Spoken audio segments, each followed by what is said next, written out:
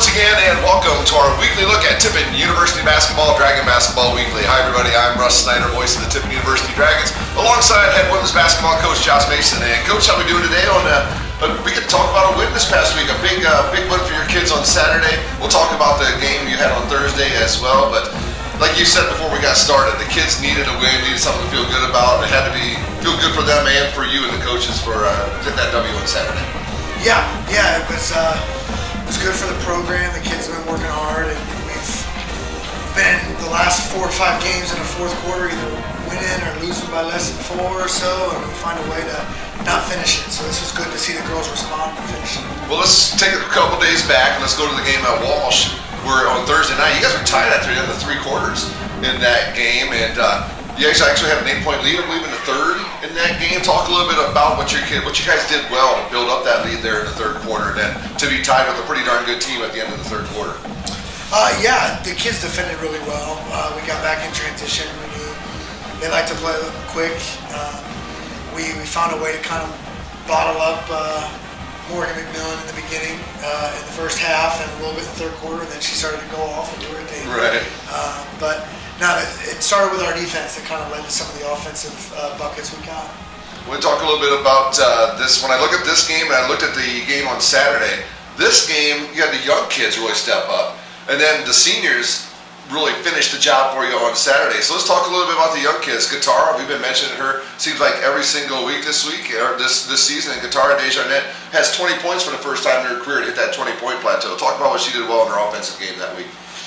Yeah, I mean, she's, again, growing every game. She's finding out how to play within our system, and, against Walsh, they were heavily focused on taking away our older kids, and she was able to capitalize and get to the paint and finish.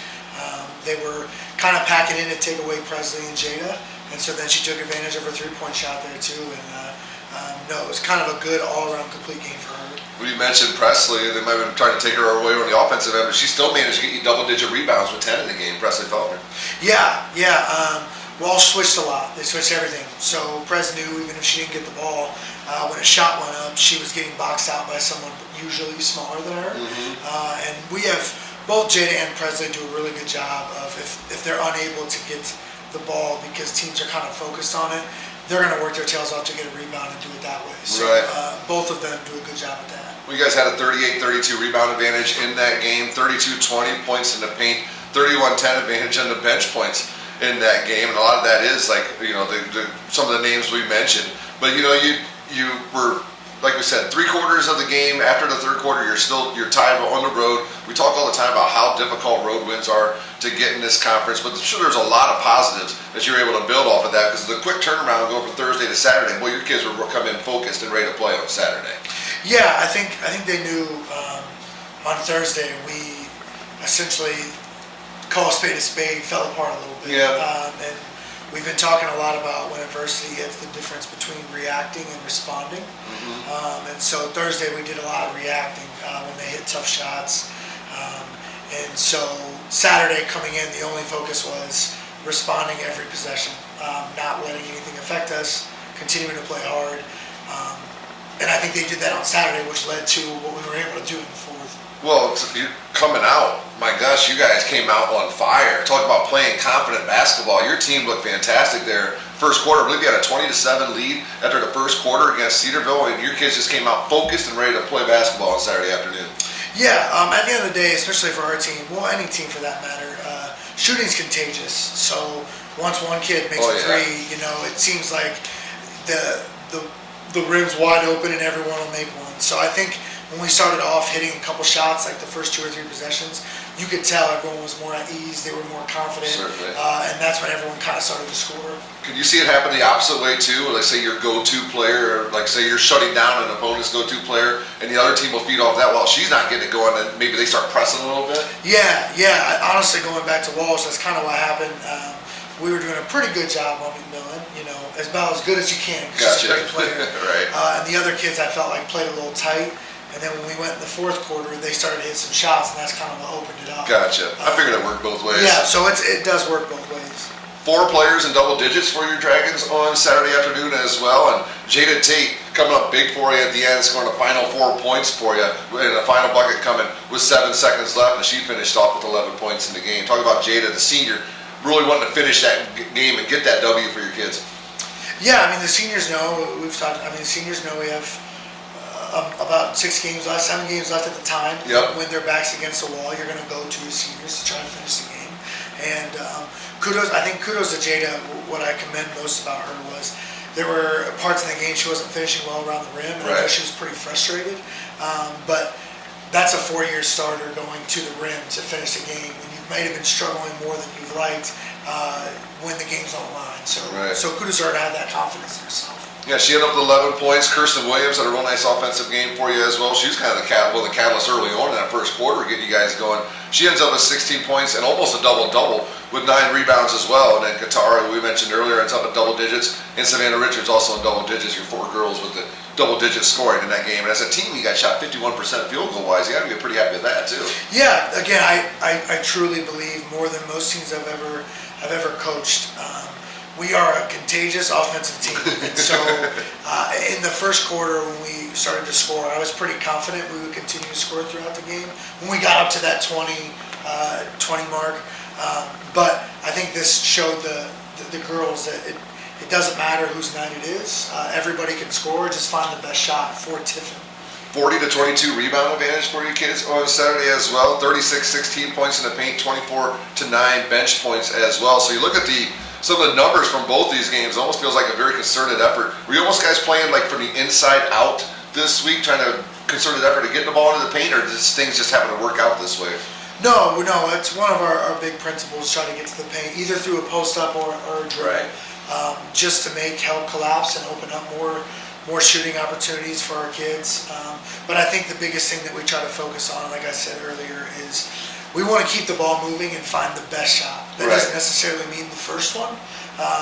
And that's what makes us fun to play offensively and kind of dangerous when we're playing as well as we did Saturday, because anybody can score. And don't you love it as a head coach sometimes when you draw up, like you said, to get the best shot and that ball moving, boom, boom, boom, that finds the right person and the shot goes up. It feels good to just see it all work out. Yes, we call it basketball poetry. When every kid can touch the ball until you find a good shot.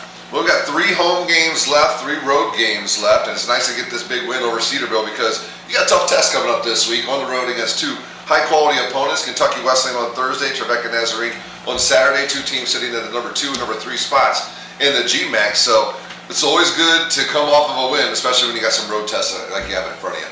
Yeah, no question. This is not only with the travel distance, but these are 2 really tough teams, and there's no question about it. But like you said, I think the kids got a little confidence on Saturday, and so we're looking forward to the challenge. The kids a little shocked to look at the schedule and realize we only got 3 more games to play back here, only 6 more total on the schedule. Yeah, not just the kids, me too. Right. Looking at the schedule, it's kind of crazy. This is from where we started that we're here with 6 games left. So. Yeah, when you start, it's months from where your preparation, working with the kids to when you get here now. But then as you look back on it, it probably felt like it went by like that. Yes, absolutely. I definitely remember us playing Lake Superior on the Michigan-Ohio State game, and everyone pumped that we were playing during that one. Here we are in February. So. Exactly, yeah. That does feel like it was a long time ago, but it feels like it was yesterday as well. Sure. All right, so Kentucky Wesleyan and Trevecca will have the broadcast for you from the Dragon women's and men's games on the Great Midwest Digital Network. And Coach, you have nothing but success. It'd be great to go down there and steal 1, if not 2, and just go down there and play hard and give these guys fits, and then we'll see how it all figures out when you roll the ball out. We'll play hard, you play hard, and let's see who comes out on top. Absolutely, that's the goal. Right, and then we got more home games coming up. We'll be back next week to talk with Coach Mason once again and get you ready for Tiffin University women's basketball. We'll come right back in a moment, though, with Coach Tom Church and talking Tiffin men's basketball here on Dragon Basketball Weekly. Welcome back to Dragon Basketball Weekly, your weekly look at Tiffin University basketball. To my right now, head men's basketball coach, Mr. Tom Church. Morning, Coach. How are we doing today? Morning. Good. How are you? Getting ready to take the kids on the road, huh? Got a big road trip coming up this week. We'll take a quick look back at last week and then preview this week's road trip, but it really is a big trip for your kids this weekend. Maybe as big a road trip as you've had all year right now. No question. We're a game back of two different teams, and we're playing one of them. And Finley's going to be on the same road trip. They're going to be playing Trevecca and Wesleyan. So yeah, it's going to be big for us, and we're trying to take it one game at a time. But it's hard not to look at the standings and see where you're at and what you got to do. That's what I get to do for fun. You guys don't have to worry about that, but that's what I do for fun. Let's take a look back at last week. Dragons went on the road at Walsh on Thursday night against a really good Walsh basketball team, and Walsh, a big 15-0 run, kind of gave them the separation they needed in a game that the Dragons clawed back, got it down to 13 in the second half, but really couldn't get over the hump, and then Walsh with some free throws at the end, able to stretch it back out. Yeah, we did not get off to a great start at all, and we spotted them, and I think we finished the half on like a 20-6 run. Yeah. Kind of inch back into it, but we could never really get it down to single digits where we could pose a threat. And it's one of those things, like, you just cannot do that on the road. You can't spot a team like that right. and get off to that slow of a start. So hopefully it's something that we learn from going into this weekend. Right. Well, Curtis Key had a double for you in that game, 13 points, 12 rebounds, and Josh Rivers also in the double digits with you for 12 points, and then really Casey Hunt, 4 or 5 coming off the bench from the floor for 9 points. Really probably offered you a really nice spark on Thursday night. He really did. Karius and Josh are playing extremely well, and we're looking for some other guys to give us a little bit of punch, off the bench. And Casey's been a guy that's been doing that and has been playing some minutes. And a lot of times, again, I think we talked about it earlier. It's about matchups and right. whatnot. But he's been giving us some good minutes, and we're going to need that down the stretch for sure. Well, Wesley Jordan became the 34th Tiffin University player that night to join the 1,000-point club, and then we were able to, recognize him before the game on Saturday. And it's always good for the guys to become part of what you call like an elite club here, as part of what will eventually be their alma mater. No question. And Wes has been so consistent over his career. He's always been a guy that we can count on. And it was really good for him, to be able to get that. And his family was here at the game against Cedarville. So it was good for him to get that and for us to celebrate that in front of his fans, the family, and team. I thought his aggressiveness early on in the game at Cedarville really was kind of what got you guys going as well on the offensive end on Saturday afternoon. Yeah, and he's that guy that we can throw it into. He can score it in the paint, and when he can do that, it takes a lot of pressure off of everybody else, and everybody else is able to relax. So it's something that we're going to immensely count on down the stretch here for these last 6 games. When I look at the numbers as we get ready for these programs, and one thing I'm starting to equate, low assist numbers lead to lower field goal percentage numbers. Is that the case? I think so. I definitely think so. And our assist numbers have been down a little bit. And I think a little bit of it is the way the teams have been playing us. Right. But we've got to make perimeter shots. I mean, that was the big difference in the Cedarville game. We were not able to connect, from 3, and they were. I mean, you look at the stats in that box score. I mean, we outscored them by 20 in the paint. Yep. Points off of turnovers we led. Their bench points, but specifically from 3. We're not able to hold them at bay, especially in the last 2 minutes of the game. Right. Well, that's a game on Saturday. It was a fantastic basketball game. It really was. In town. The entertainment value, as far as our fans are concerned, through the roof, and that was just 2 teams, right, just throwing punches back and forth. Figuratively throwing punches back and forth, and responding and counter punching and back and forth. And your kids went on a big run in the second half to take the lead early on in the half, a 54-52 lead after the 11-2 run.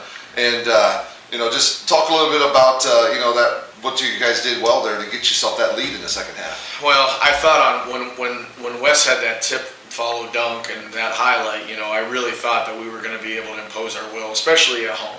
We're like most teams. I mean, we're a little bit different at home, and we had that 3-point lead.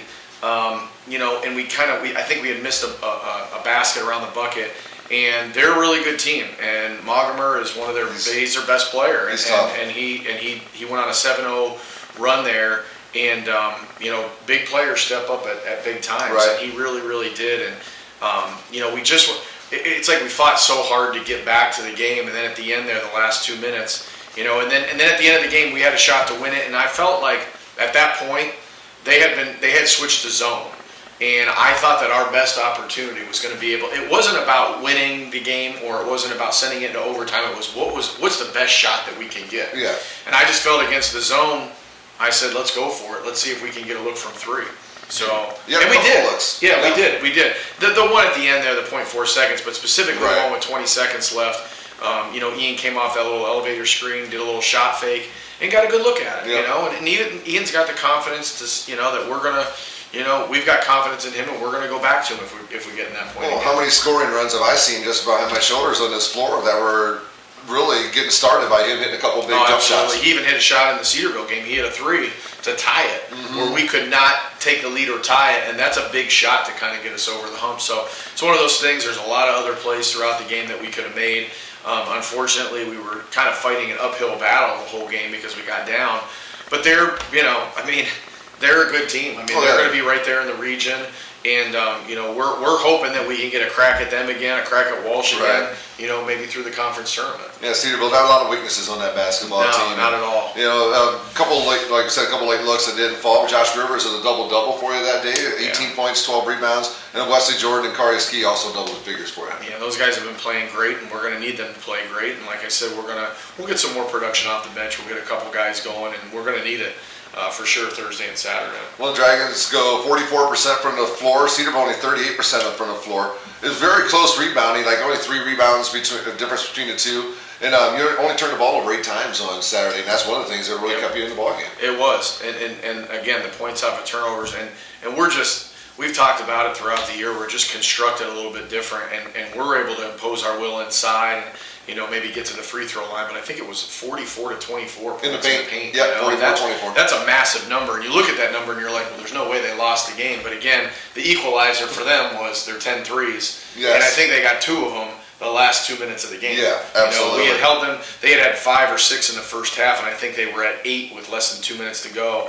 And we just had a couple little breakdowns defensively where we were late, getting out on shooters, and they made us pay. Yeah, a couple times the camera caught your face when there was shots in the Yeah, it was frustrating there. And again, we had done such a good job, but good teams take advantage of some mishaps at times. Yeah, 5 times the game was changed, 5 lead changes in that game on Saturday. The Dragons fall to a very good Cedarville team, but now, like we said, big road trip coming up. Dragons got to go to Kentucky Wesleyan, who's a half game ahead of you, one spot away. It's one game ahead of you in the 8th spot, and then we have Trevecca, who's at the bottom of the league. But as you said, there's no easy road games for anybody in the conference, and they came in here and you got a good win against them. But they gave you fits when they were here as well. Yeah, and they just beat Ohio Dominican at home Yeah. for their first league win.